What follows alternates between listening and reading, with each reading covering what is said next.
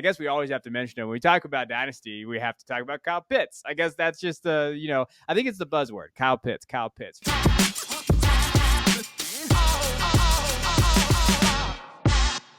What is up, guys? Welcome back to the Football Guys Dynasty Football Show. Today, we're going to examine the impact of being wrong. Could we possibly be wrong on this channel? I don't think so, but we're going to dive into it anyway and have some accountability. And we're going to start with our boy, Justin Fields. And that's a guy that Christian and Jeff are definitely high on. They've been high on for a very long time, and rightfully so. They looked very smart last year. I'm pretty agnostic when it comes to Fields. I think that he's fine. I think where his value's at. But what happens if he is worst case scenario doesn't look good this year? Like passing wise, he's been called everything from Ryan Tannehill to Josh Rosen this offseason. We've seen the takes out there. So let's do worst case scenario. Let's say he goes Rosen status. The Bears are really bad. Caleb Williams is sitting there, USC quarterback that we talked about on last show.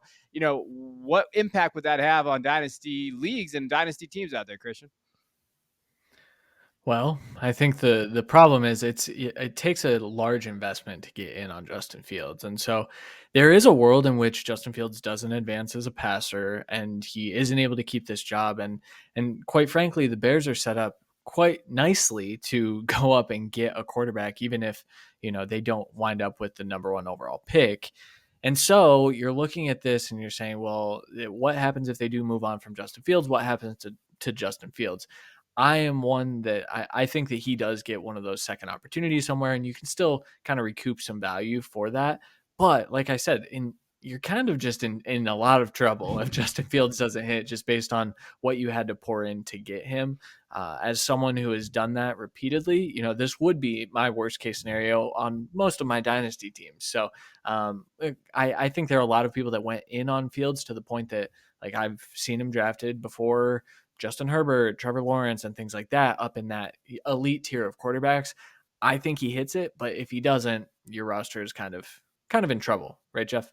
Yeah, you are. But the thing of it is one, we saw him last year really not be that contributor in the passing game for the worst team in the league. And we saw that he was still a dynamic quarterback 1 in fantasy. And so this is going to be one of those situations where, with the arrival of DJ Moore, with some of the other pieces that they have put in place, the better offensive line that he's going to be playing behind, if he's not showing that passing development, but he should still be producing for fantasy, that's going to give you kind of that red flag where if the Bears are not winning, that passing development is coming, you're still getting the production. And so that's the thing, that if you're holding Justin Fields in Dynasty and if you're potentially going to be wrong on him, you're still potentially selling a fantasy quarterback 1 for all your league mates that might look at the box score and just see that, oh, well, he's still quarterback 6. And so I'm still buying in on a young quarterback 6. And so I think that there are a little bit more opportunity to move on, get out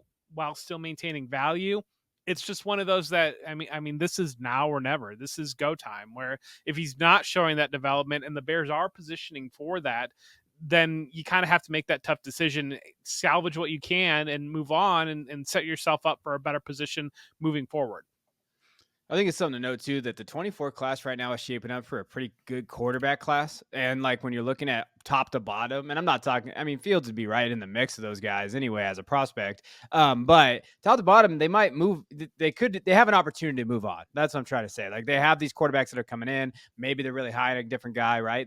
It's their quarterback. It's their guy that they're bringing in. So I think that is I think something you have to kind of weigh a little bit. But I do think, as we talked about, I still think he gets a shot somewhere else. Like if that was worst case, he didn't pan out necessarily with Chicago. There are so many teams right now that would love to probably have a Justin Fields on their roster just to have utilized, and they maybe would build with them. But that's what this show's about. We're going to examine it. If we're wrong on this, where does that look like overall, though? Like I do want to talk about this before we move on. Christian, what do you think his ceiling could be? Like, so did the Tannehill comps really frustrating for you when you hear those? Because, that's what they're saying. It could be like his ceiling. Do you think he could be higher than that? Saying that Ryan Tannehill is his ceiling when he's already eclipsed that ceiling without the passing production is a little off the wall to me, because I think when you look at what his ceiling is, it's Lamar Jackson's MVP years, right? If Justin Fields can develop as a passer, he can keep that rushing production, then you're looking at one of the most elite fantasy assets at best, or at worst, I guess. But I think you're also looking at a very talented NFL quarterback. And I understand he had one of the least efficient passing seasons last year. That is out there. It will take substantial growth for him to reach something like what Lamar did.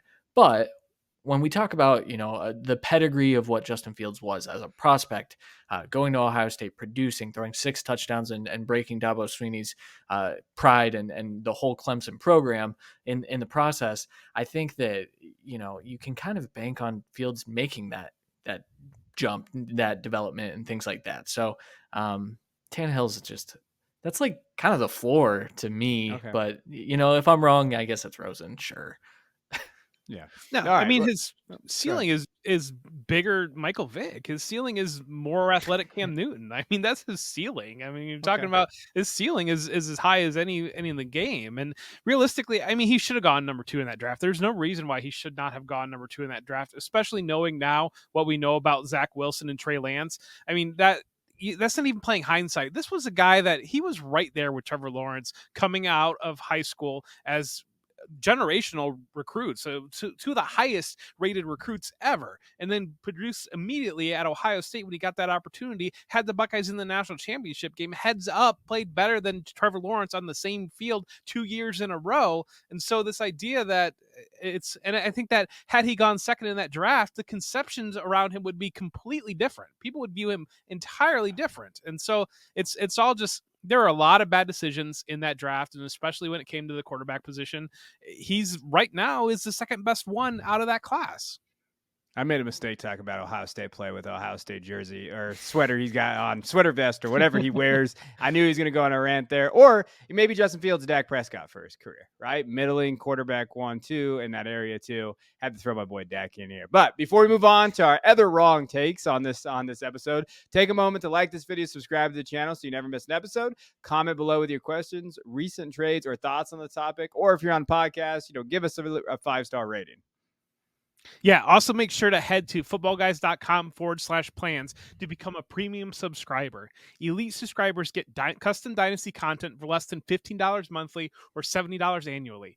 We have the best Dynasty content in the fantasy football industry. Join today.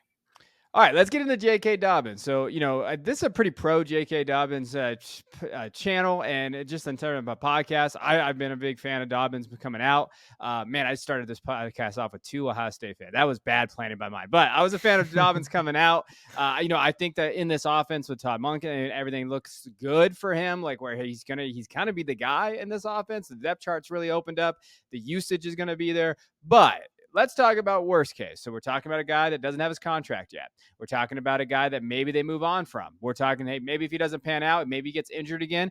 We're looking at a kind of a situation where he's kind of in no man's land with the way the NFL is valuing running backs. And I think that he has a lot of risk. Dobbins is a risky asset to own. It's a volatile asset, just like any other running back. But I think the thing that makes him kind of volatile is he doesn't have that second contract yet. So we don't necessarily know where that's going to go. So I think worst case scenario is he gets injured again, but we can't, you can't predict that. But maybe he just doesn't perform well enough, right? Maybe it's Miles Sanders just a little less than what we saw last year with Miles Sanders, and maybe he doesn't get that second contract.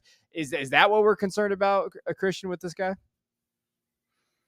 I think so. The contract situation with Dobbins, I mean, I think that's, we can kind of remove that from this. I think where I want to take it is he good enough for them to give a second contract to? Does he perform on the field?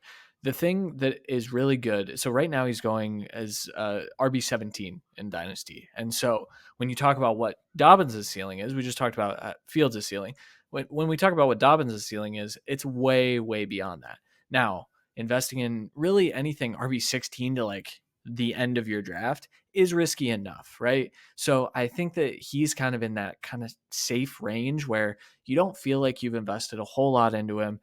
He's probably not your RB1. I mean, he might be your RB1 if you build like you two do, but he's normally my RB2 by that time. But I think that you're kind of feeling okay with that outcome, knowing that this is a dart throw at the ceiling play, which his ceiling is a top 5 running back in 2023. And then, based on the contract situation, I think that could be the time to sell. But overall, this isn't one where, like, if we're wrong, I don't think it kills your dynasty rosters. not only could we be wrong in him not produce, we could be wrong in the long-term outcome with Baltimore. Right? See the Jonathan Taylor situation right now. We saw Saquon Barkley. We saw Josh Jacobs do that little bit of a mini holdout and get a little bit more on the franchise tag.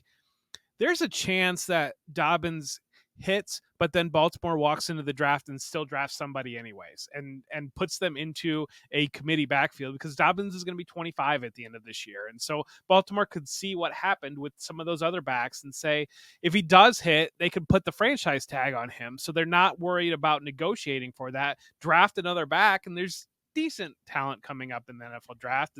It's not, I think, what we're really hoping to see, but there are guys like Trey Benson or Travion Henderson that you could add to that Baltimore backfield, and we saw a lot of that with Todd Monken in Georgia. The way that Georgia used multiple different running backs and had guys that had those diverse skill sets. And one of the big reasons why we like J.K. Dobbins quite a bit this year is the talent difference between him, Gus Edwards, Justice Hill, whoever it might be.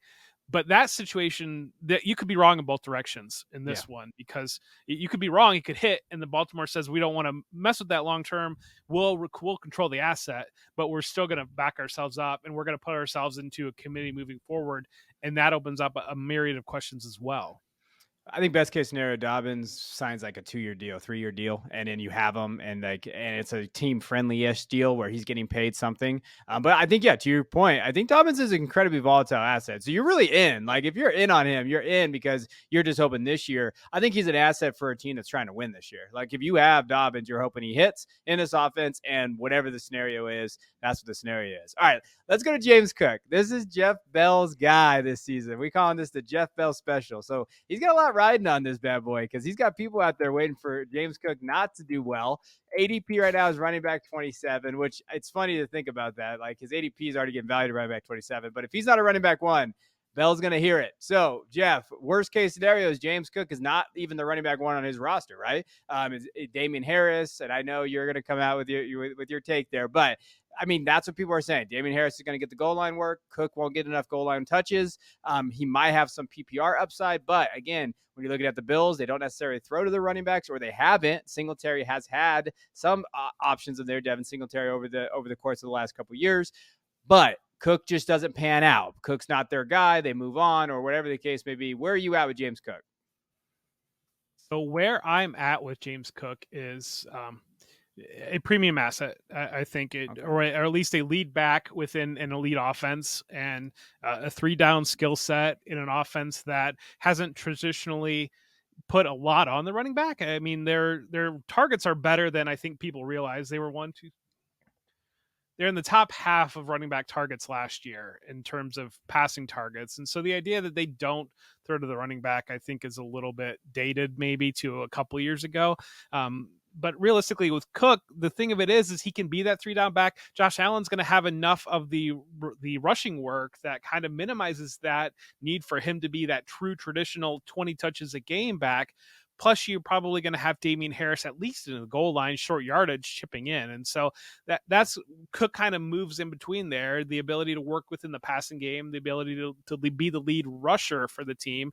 And I think the thing of it is that people talk in abstracts and they don't really realize the cutoffs of when we're talking about to qualify as a running back 1. And those thresholds are quite a bit lower than what people even realize. If you remember back 2 years ago, Cordero Patterson was an RB1, and Cordero Patterson seeded usage throughout that year. He started off pretty strong, but it was one of those that if you're used in the right areas, and that's what Austin Eckler does fantastically. Austin Eckler is used in the exact right areas to accumulate high fantasy points. He's not a big rushing producer, but he's used heavily in the passing game. He's used around the goal line. And so those are the types of areas that this idea that people have in their head that you have to have a 25 touch per game guy is just antiquated. It's just not what the NFL is.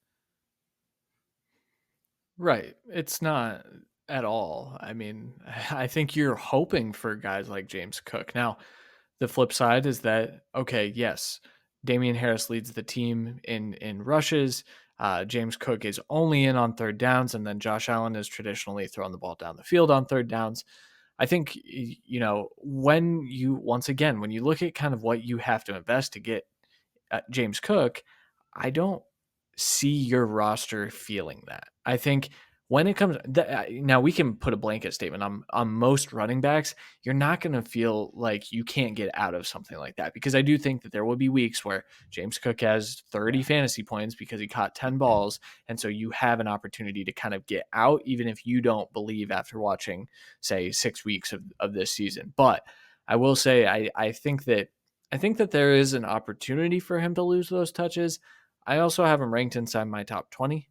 And so I would say I would be comfortable with him at that ADP, knowing that there's some flexibility. He can lose some of those touches. And I still think that the efficiency and the ability to catch the ball and get out in space is what's making these RB1s. It's not 20 carries a game. That's not going to be how we get an RB1. And youngish running backs like James Cook with perceived PPR upside will always hold value in dynasty leagues, always, until they retire. Like you're look at James White from the Patriots, a long time ago. But these guys, even Kareem Hunt has value still, and he's not even signed. Like they're just hanging out there. Kareem Hunt's there, so yeah, there is going to be some perceived value there. That's more of a Jeff Bell like.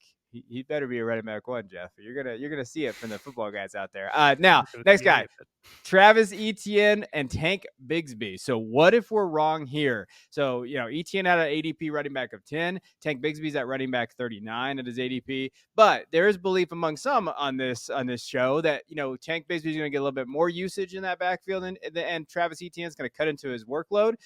If Tank Bigsby is, the take is Tank Bigsby's a better pass catcher. So that's going to hurt Etienne in terms of pass catching and targets there.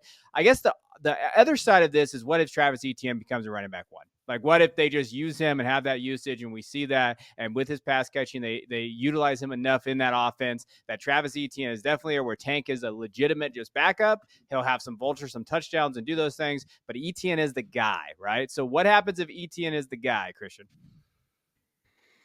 Well, then a lot of my rosters are in trouble, Kevin. So I did the Travis Etienne spotlight, and so I talked about how Doug Peterson traditionally likes to roll with a committee backfield, and last year we saw a lot of decline in Travis Etienne's play once James Robinson left, and so there was intentionality to go out and get Tank Bigsby. A lot of people say, okay, it's Etienne as the one, Bigsby as the two. I think you can have that with those two values. I think that that's a realistic outcome where you're still happy with both of them.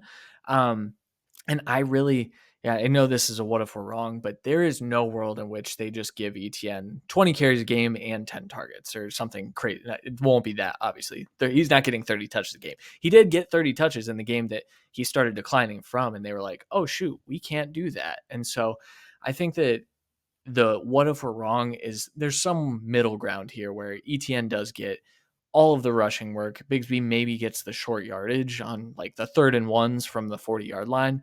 And then Bigsby has no value in that world. I think when you're looking at what you're drafting Bigsby for, though, it's to be that injury replacement. It's to, if Etienne goes down, then you have a guy, right? So I don't think, once again, I think you're feeling okay drafting these guys at their current ADP. Now, if the ADPs were a little closer together, I think that's where you can say, okay, well, maybe this would hurt a little bit. But you can get Tank Bigsby right now in Dynasty as like your RB 4 or 5. I don't know how you guys build with your running backs, but he's traditionally my 4 or 5. And so I think, what if we're wrong? Then we're wrong. That's how running backs go, unfortunately. I mean, if we're wrong, then he actually hits at ADP. I mean, it's simple as that. And so he's held that high ADP, and we're kind of fading on that. And so if we're wrong, then he just delivers on ADP. People that drafted him are happy, and our league mates, because he's not on our rosters, have tougher teams. And that's really what you're dealing with right now. It's hard to go this direction because the way the stance that we've taken, collectively, I'm on the same page there. I think that we've seen you scout Etienne, and you might look at that stat sheet at Clemson, and he came back specifically to catch more passes in school. But if you watch those types of passes, it was all just very, very plan stuff, screen game usage, just extension of the run game type stuff. He wasn't attacking downfield vertically. And that's really what you're looking for out of a prospect in terms of long term, the running back PPR upside. And that's where he lacks relative to Alvin Kamara. And that's the comp that lands on him so often. But we've even seen Kamara as he has progressed throughout his career. The involvement of the run game or the involvement of the pass game has diminished. He's transitioned to that more of that typical running back and role. And so Etienne kind of slots perfectly in there. And if we're wrong, then he delivers on ADP and people are happy. I will say though, like his ADP might be that, but I don't think his trade value is that. Like recent deal that was made, Travis Etienne for Kendra Miller and a second and a third. I'm gonna take Etienne all day on that. Yeah. So like for me, when I'm looking at the way, and even some other deals there, like Etienne and Juwan Johnson for Judy and Miller, I'm still on the Etienne side there with Judy and everything there. So like I think that if we're wrong, we will see a bump in his trade value, which is not there right now. Like if you have Etienne, you're not trading Etienne right now. I don't think. I just think with the returns that you're getting for that. So that's another thing to note. Like, oh well, if Etienne does deliver at running back 10, he'll actually cost running back 10 prices, and he's not costing that right now. So that's also something to note. Deshaun Watson. Let's jump over to him. The last few that we got here. ADP's QB 12. I don't really know what the take is. I guess mine is. So the spot that I wrote is that Deshaun Watson might be able to be again a top 8 quarterback. Like he might redeliver on that. He kind of finds his magic again. He has that rushing upside, and everything that I wrote, everything that I kind of talked about, and everything that they said that they were going to implement. They have been, but it's been clunky in preseason. It was clunky kind of implement this offense. They had talked about Deshaun Watson doing more quarterback runs and him actually having input in the offense. Whether you think that's a good thing or not, we'll find out. But Watson said that they're going to kind of, build around him, and especially in that passing game as well. They like the idea of getting Elijah Moore in there. He has better weapons than he's probably ever had outside of obviously DeAndre Hopkins, but as a collective whole, like he has those weapons there. If we're wrong, then he's Deshaun Watson at QB probably 13, 14, 15 in that range. Like I still think he kind of has that ADP. I don't think there's a low floor for him though. Like I think that there's a pretty high floor here. But I think the big king is he's never going to be a quarterback 1 in your dynasty rosters. Like you're going to have him as your quarterback 2. Now, if you built last year, heading into last year, he's probably your QB 2. Like I have some teams with Josh Allen and Deshaun Watson on it. And those are the teams that I'm hoping where Deshaun can be a QB 1. But that's my take on Watson. If we're wrong, then he's probably just a middling 2, and you're probably not going to recoup value that you've had to maybe give this last year and maybe this last couple of years when he got traded to the Browns. The big talk on his ADP is that it's diminished because so much of your league doesn't want to have him on their roster. But I don't know. I reran my projections kind of with what I'm seeing in camp and kind of transitioning a little bit more to the run game potentially. And given his performance, and I think he's kind of going where he should outside of that everything around him. The thing of it is there's a limited market to move off of him if things do look bad because half your league's not going to touch this guy. And so that makes it difficult potentially to move off there. The other thing, I don't think he's having any fun. And I think that's one of the biggest things on his game. You saw him at Clemson, you saw him early in Houston, he had the bow and arrow thing and he looked like he was just having a blast on the field. And I don't know that guy's there. And so that's my bigger concern on if he's not feeling it to that level, and if he's not able to put himself into the game to that level, everything else is going on. It just doesn't seem like Deshaun Watson's on the field. And so if we're wrong, I mean, he's done. I mean, if we're wrong, he's not a performer that an NFL team is going to put out on the field, given everything involved in it. Browns are going to eat the contract and move on and do Dorian Thompson Robinson or whatever it might be. I mean, that's the real, if we're wrong on this, that he's just not that franchise quarterback anymore. And he's Colin Kaepernick, but way, way, way, way worse. It's interesting. So Brissett and Watson last year were kind of similar to Lance and Purdy in terms of like the offense ran with Brissett. It was one of the most efficient offenses in the NFL. Deshaun Watson comes in after no practice and not playing football for 2 years, and it goes to crap. It did not look good. I am more of a believer. I'm on Kevin's side with I think that the top 10 is still within reason, but I also think that they're going to blend the two offenses. I don't think it's going to be all like the Watson Watson can't play the way he used to play simply because of how defenses have evolved. Before he was going against single high, he was able to kind of air it out, play, backyard football. That NFL isn't really here all that much if he's not as good an improviser as he used to be. But I don't know. I think if we're wrong, then you have a dead asset, but like also he's got the biggest contract in NFL history. And so is it dead, or is there going to be some opportunity here in the next 2 to 3 years where you can kind of move off of them? I think you make a really interesting point though, and they involve how the NFL has evolved, because he wasn't there step by step. Like he wasn't seeing the defense making that evolution week by week. He was removed, and then he came back to something completely different. And so he didn't have that learning process, that development process, to seeing as things are happening, and so it's fair whether or not he can adapt to that.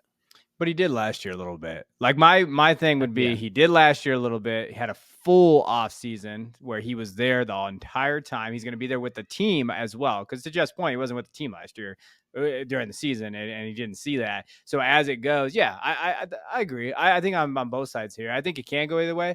I don't know if it's like a dead asset, to be honest with you, because as I look around the league and like Clayton Tune might be starting, and like some of these other guys, like, and Jimmy G, you tell me the Raiders wouldn't take a shot on Deshaun Watson in 2 years if Deshaun, like, there's like, I think that it would just be like a middling asset. And I don't know if you can win all your leagues with that. It just depends on where you have Watson as your quarterback. All right, let's go to Deebo, because Deebo's a pretty volatile asset out there. Deebo Samuel, 49ers wide receiver. ADP is wide receiver 18 still. And that's interesting to me because I'd be taking Ayuk over him all day. And I'm pretty sure that Ayuk's ADP is somewhere around 27, 28. I have these things memorized because I do mock drafts, Jeff. So ADP wide receiver like 18 for Deebo.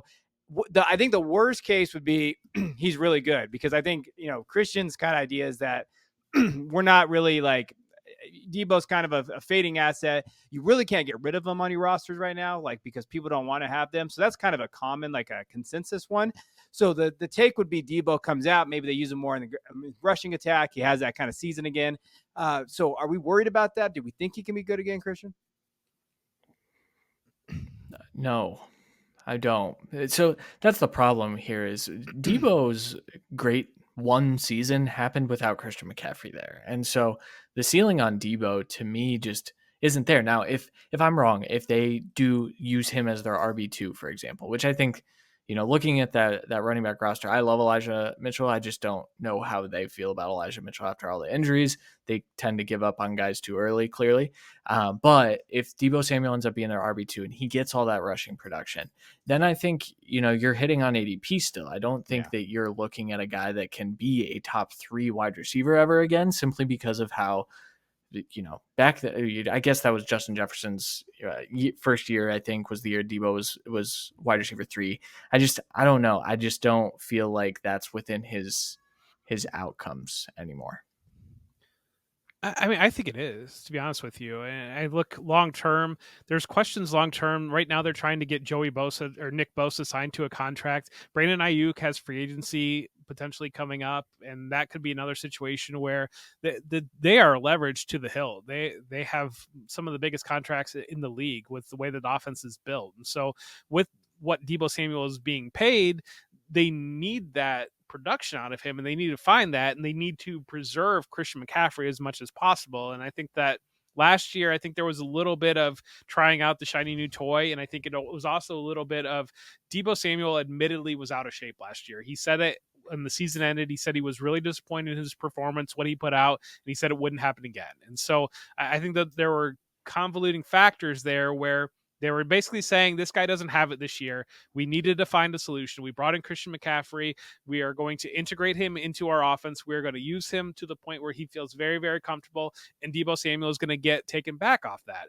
Now with Brock Purdy at quarterback, they're going to have to lean much harder on getting the ball into their playmakers' hands in opportunities to allow them to make plays. And that fits into Deebo Samuel's game. The other rub on it would be if they decide, hey, this is the guy that's got to go out of this. And there's a lot of opportunity across the league for Deebo Samuel to emerge as a playmaker at another different location. And while you're outside of the structure and the ceiling of the Kyle Shanahan offense in San Francisco, I mean, there are paths to him delivering on value. I think the pushback I have a little bit is like Deebo was at his best when he was a running back.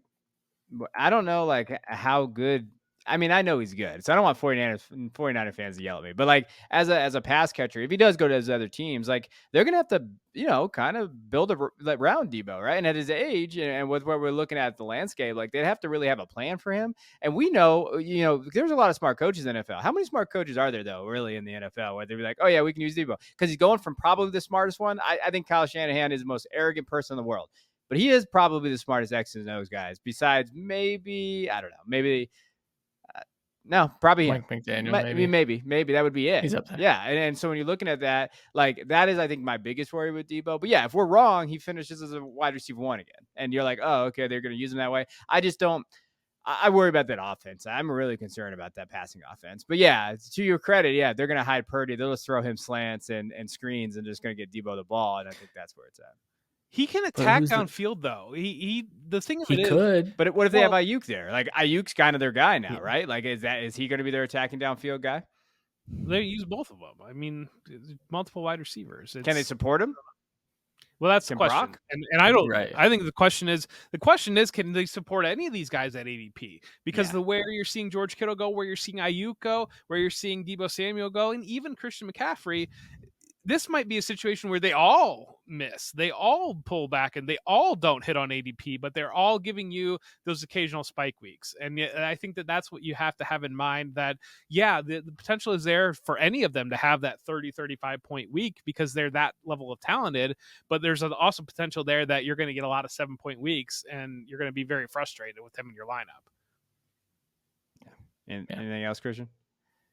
Yeah. Then my favorite thing about ADP this whole year is like George Kittle top 5, Deebo top 20, Ayuk top 25. Oh wait, Brock Purdy QB 32, and it's like, wait a minute, like what are you talking about here? Like, how come? Where is this? I mean, Lance was going a little higher, but not really. He was like got 27, 26 in that range, and you're just like, wait, if you believe in all those guys, why don't you take the quarterback? And so, to your point there. All right, last guy, because I guess we always have to mention him. When we talk about Dynasty, we have to talk about Kyle Pitts. I guess that's just I think it's the buzzword, Kyle Pitts for the algorithm. But yeah, ADP tight end 3. I mean, we all think that he can hit that. Like, I think that the case is that, he's an elite asset. He's only 22 years old, right? I think there's only one tight end younger than him in terms of the league, or it's close to something like that. I know the stat gets thrown around there. I guess the worry would be because there was a camp report that just came out. I believe that said he wouldn't be surprised if he was the 4th target earner on the team, which that I guess concerns me, but I mean, you guys write the camp reports. How much should we take in account to that? I mean, Jeff used to do Atlanta, right? So like, how much should we take in account to that? Yeah, I've covered the Falcons for the last 3 years, and this year has been markedly different on how Kyle Pitts has been talked about in training camp. It really not talked about much at all is the concern there, and I think a lot of it is they're being very cautious, bringing him back off that knee injury, and a lot of it is Arthur Smith loves different substitution packages and loves to substitute guys in and out, and I think that Drake London is established to the point where he's going to be their primary target, and I don't think he's coming off the field. Bijan Robinson, I think, is going to be their secondary target. I think that I've got him projected close to 100 targets because I think that that's how they're going to use his skill set, but also develop Desmond Ridder, give him those easy plays to Bijan Robinson. And then I think that leaves Kyle Pitts kind of stuck in a territory where he's definitely the 3rd target in a passing offense that you don't feel great investing in, period. Now, tight end allows for some of that, but I think that he's going to be caught up in one, taking it easy off that knee injury and allowing him to ease back, but 2, like hockey level shifts where they're just moving guys in and out and they're using guys that are better blockers or those types of packages. And so I think that the bottom's not here yet for Kyle Pitts, to be honest with you. I think he's going to be a slow starter to start this year. Now, I think it could get to the point where he's feeling much better and Desmond Ridder's feeling better and he's a midseason buy. But right now, I mean, it definitely can still go lower. But why isn't he the wide receiver 2 on the why are they trotting Mac Hollins out there instead of him? I don't. They love really. I know, he but that's outside and they love him. That's the Arthur Smith problem, and also that is why Arthur Smith he's up there with Shanahan as one of the best offensive geniuses. The stuff he's able to do with a different type of play action game, remarkable stuff. it's a bummer for Kyle Pitts managers, I think. I don't know. We talked about it a couple of weeks ago, I think. The dynasty value still hasn't shifted, and we've already kind of seen the low. What is the point where fantasy managers just say, all right, I'm done, I'm out, we're going to drop them out of our top 5 in ADP and see where that goes? I'd love to know like when that breaking point will come. And I do kind of think it might be this year if it does get lower, week 6, 7. But I don't know. I just that to me sounds like a player that I want to buy because of all of these negative reports. And that's why Kyle Pitts, I feel like his ADP is never going to go lower because we're always going to be buying. He's 22, 23, 24. And I have a hard time thinking that tight end 8 or lower. Like, no way. Like with some of the tight ends out there, I mean, Jeff will take Dalton Kincaid, but that's just because he's a Kincaid truther. But like that's just part of it. Like when you're looking at Kyle Pitts' ADP, I just hate the way he gets used. My biggest thing is the way he gets used. Like I think the talent's there. It's just his usage. And yes, I know, Jeff, you're smirking. I get that's a problem. Like I understand that. But there's still, how many people are still drafting Paris Campbell based on talent? This guy. So Kyle Pitts is going to be drafted based on talent. Yep. Like I think that is the case with him. But I think we could be looking at another year of Kyle Pitts disappointing. And that's tough. But again, his disappointment is better than probably 60% of players at the position, 70%. I mean, if he's tight end 14 in week 7, I mean, what conversation are he we will having? not. He will not be tight end 14 in week 7. Even if he is, though, shouldn't the advice be to dynasty managers that have Kyle Pitts to go out and get one of these cheap guys that we've talked about in recent weeks, like a Juwan Johnson that I think is still pretty affordable that could hit, and now would be the time to do it before they hit, before maybe after week 1, maybe you want to see it, but that could be a value booster. We know how quickly this stuff changes, but I would go get a reliable 2 on that team just in case. All right. We wrapped it up. We appreciate you guys kind of listening to us. But what if we're wrong? And we're not going to be, because we're the smartest guys here on the Football Guys YouTube channel. Don't tell Dave and Alfredo I said that.